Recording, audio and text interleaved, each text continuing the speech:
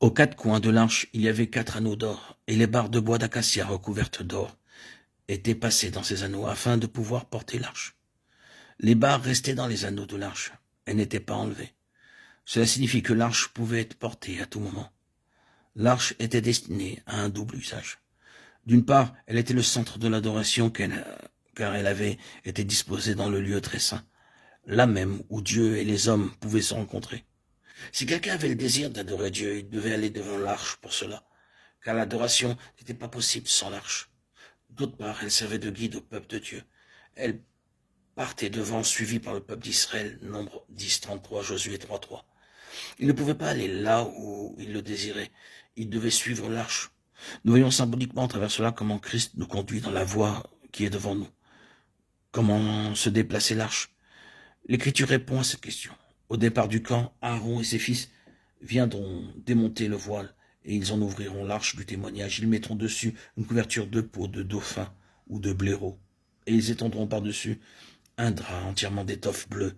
Puis ils placeront les barres de l'arche, Nombre 4, 5, 6. Il nous est rapporté dans ce passage que lors de ces périples, l'arche devait être recouverte par 3 couvertures. La première était le voile qui séparait le lieu saint du lieu très saint.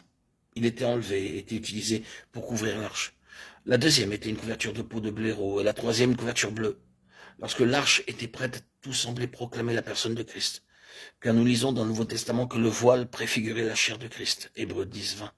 Et maintenant que ce voile est déchiré, Marc 15, 38, le Christ, que nous proclamons aujourd'hui, c'est de lui que nous approchons aujourd'hui.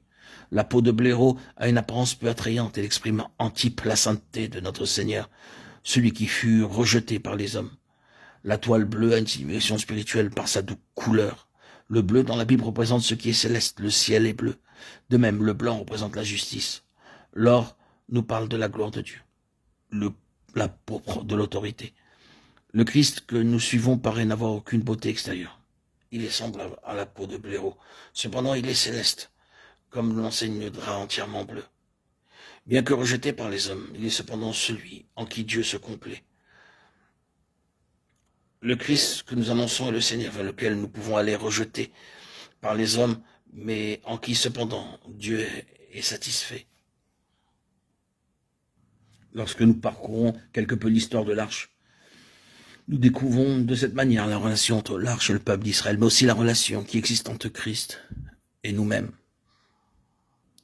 Quand les sacrificateurs qui portaient l'arche furent arrivés au Jourdain et que leurs pieds se furent mouillés au bord de l'eau du Jourdain, le Jourdain regorge par-dessus toutes ses rives tout le temps de la moisson.